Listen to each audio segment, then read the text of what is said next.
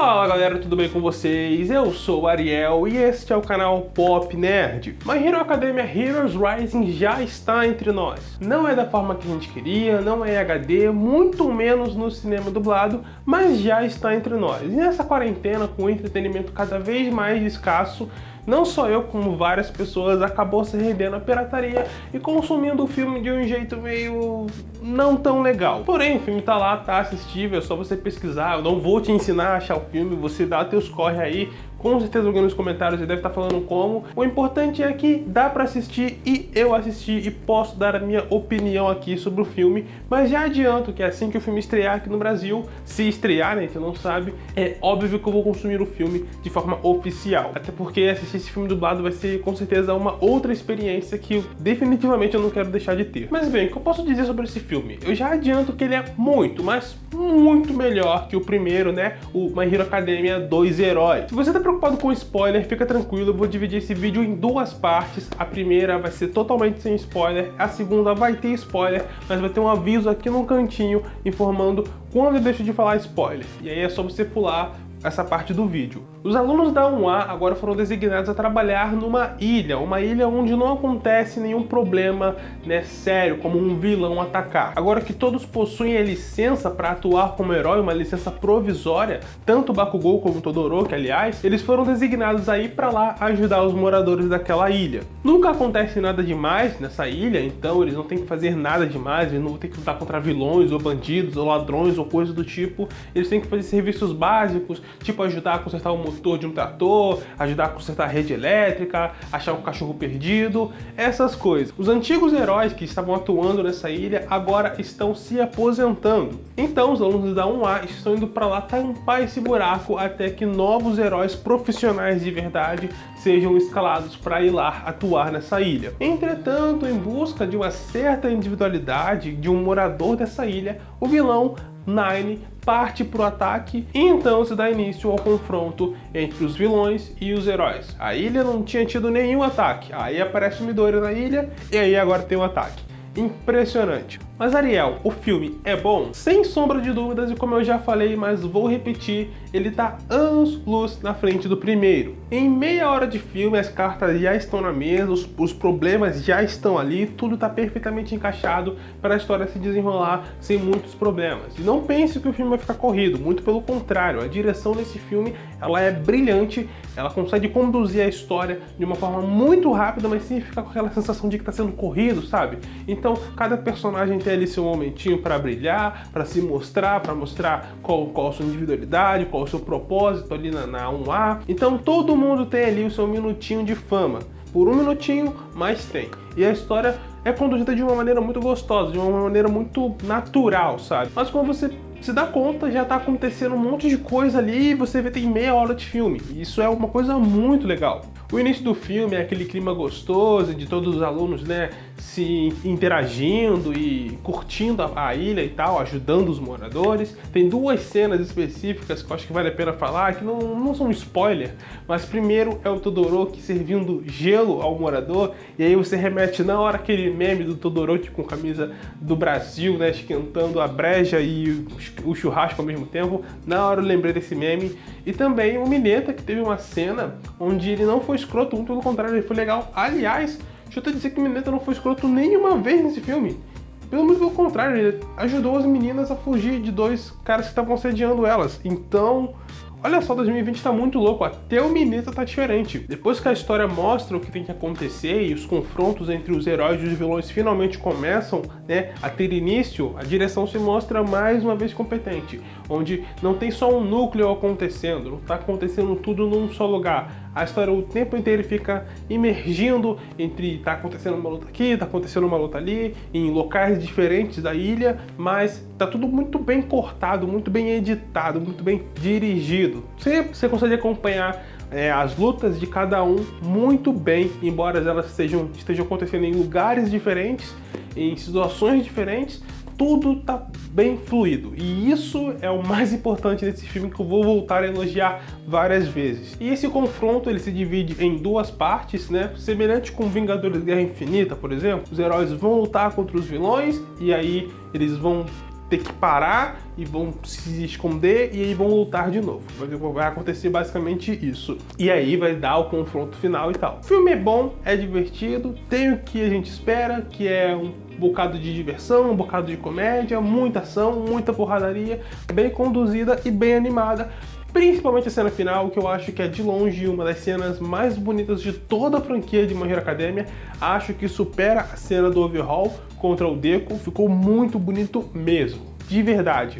Só aquela cena ali vale o seu ingresso. Eu queria muito assistir ela no cinema. Eu espero que esse filme ainda venha pro Brasil, porque essa cena merece ser assistida no telão. Você não tem como você ter a mesma experiência assistindo na tela de casa, mesmo que você baixe em HD Ultra 4K.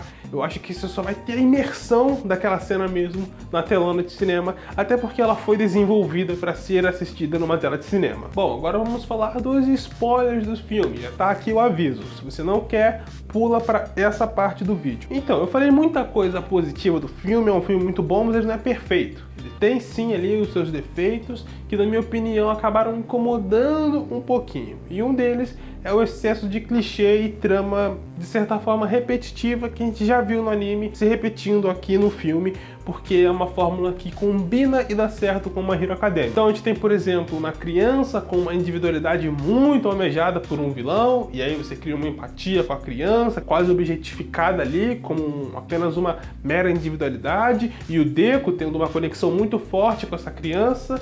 A gente já viu isso com o Kota.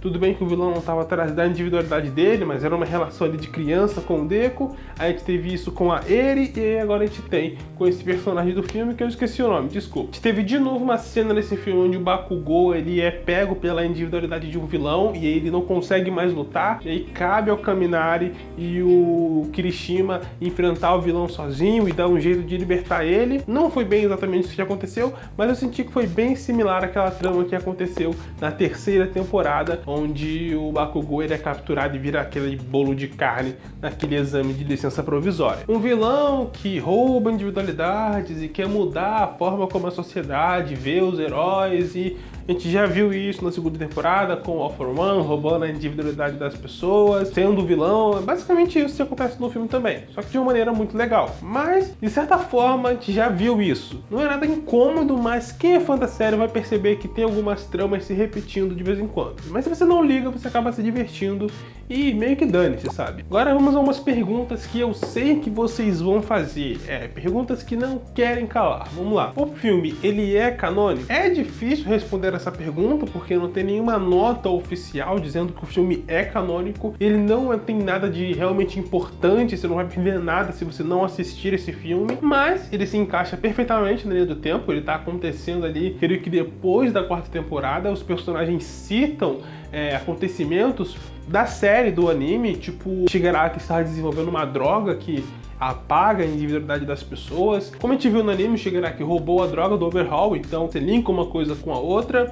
Aliás, se você não assistiu a quarta temporada, você tem que fugir desse filme, porque você vai levar muito spoiler. O próprio Nine parece quase que um prelúdio do que o Shigaraki está se tornando no mangá, quem está acompanhando sabe. Então tem muita coisa que existe no anime e no mangá, e o filme pode ser facilmente considerado canônico sim, mas ele não tem nada que você precisa assistir o filme para entender no anime, entendeu? Qual é o propósito do Nine? O Nine é um vilão que meio que foi rejeitado por essa forma como a sociedade lida com os heróis, então ele quer levantar uma anarquia no mundo onde só os fortes que realmente importam e são predominantes, e as pessoas vão deixar de enaltecer heróis apenas por beleza ou porque a individualidade da pessoa convém. Não, ele quer uma sociedade onde só os fortes têm vez. Se você não é forte, não importa se você é bonito, não importa se você tem uma individualidade legal, nada disso importa. O que importa é a sua força. Esse é basicamente o propósito dele.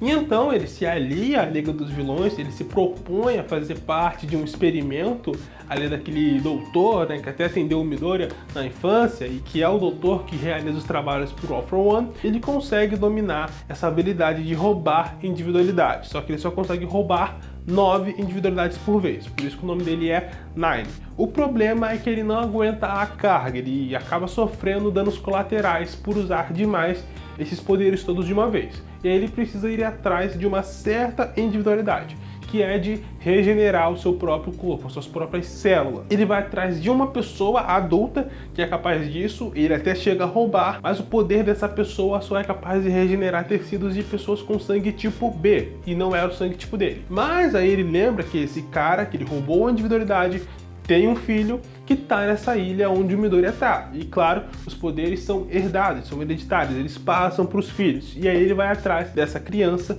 para tentar ver se o poder dela era capaz de recuperar o corpo dele dos danos colaterais que ele sofre por usar várias individualidades de uma vez. E aí ele vai lá para a ilha, que é onde o Midoriya tá, coincidentemente, e toda essa trama acontece. Em que tempo se passa a história? Bom, o Endeavor já está com aquela cicatriz enorme no rosto dele, então você dá a entender que isso aconteceu depois da 4ª temporada, mas não tem qualquer citação ou coisa que tenha acontecido na 5ª temporada. Então, na minha opinião, esse filme está ali no meio, entre a 4ª temporada e o começo da 5ª. Para mim é isso. E claro, a pergunta que vocês mais querem saber é: o Deku perde o One for All? Bom, sim, ele perde, mas ele ganha de volta. É meio que sim e não. O Deku realmente passa o One for All pro Bakugou para eles conseguirem lutar. Ele lembra que o All Might não perdeu o One for All de uma vez quando ele passou pro Midoriya, então ele tem o plano de fazer um Double One for All, que aí ele passando o poder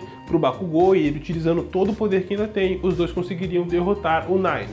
Mas o Deku sabe que ele teria que usar todo o poder que ainda restava do One for All e ele iria acabar perdendo, assim como o All Might também perdeu na luta dele contra o All for One. E ele chega a ter uma cena idêntica ao do All Might se despedindo do One for All. Ele até mesmo chega a dizer Saravada, One for Ouro.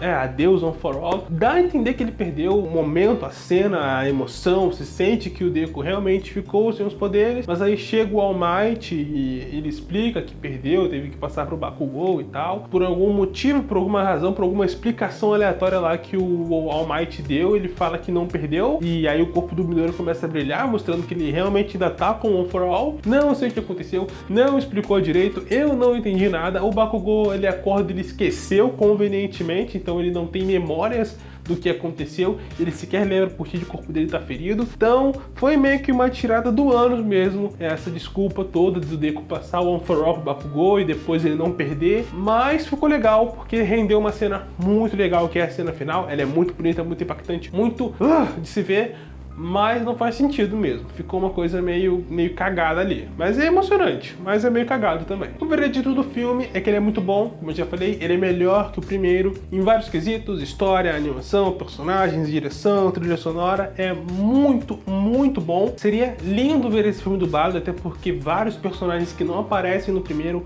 iriam aparecer agora nesse filme. Então a gente poderia ver o Aizawa, o Endeavor, o Hawks dublado. E infelizmente a gente não vai poder ver isso por conta dessa maldita situação do mundo, né? Sempre que você vê uma pessoa passeando na rua, lembre-se, é por culpa dela que a gente não tá podendo ir ao cinema nem prestigiar esse tipo de coisa, porque vários países no mundo já estão reabrindo, mas o Brasil tá ficando para trás e tá cada vez pior, porque a situação só piora. Fica em casa, lava a mão, que quem sabe ainda, né, esse ano a gente não consegue voltar aí no cinema e quem sabe poder prestigiar esse filme dublado no telão em HD. Por favor, galera, fique em casa, ajuda. Além desses personagens que eu citei, né, vários personagens que apareceram no primeiro filme voltam a aparecer nesse filme aqui, mas de uma forma muito mais participativa, como a Mina, a Tsui, o Tokoyami, o Ojiro, o Sato, personagens que mal aparecem no anime, mas tiveram uma participação legal nesse filme, e seria legal ver como é que seria a dublagem deles. E a dublagem desse filme vai ser cara, mano, porque no primeiro filme tinha muito menos personagens, nesse filme aqui tem muito personagem falando, acontecendo,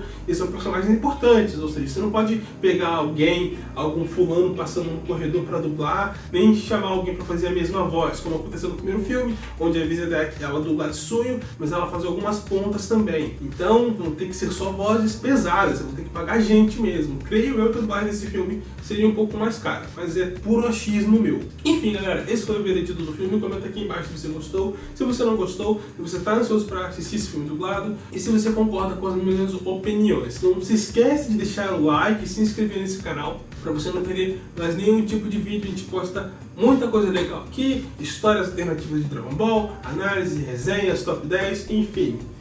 Se inscreve aí que você não vai se arrepender. Vou ficando por aqui, nos vemos no meu próximo vídeo. Valeu!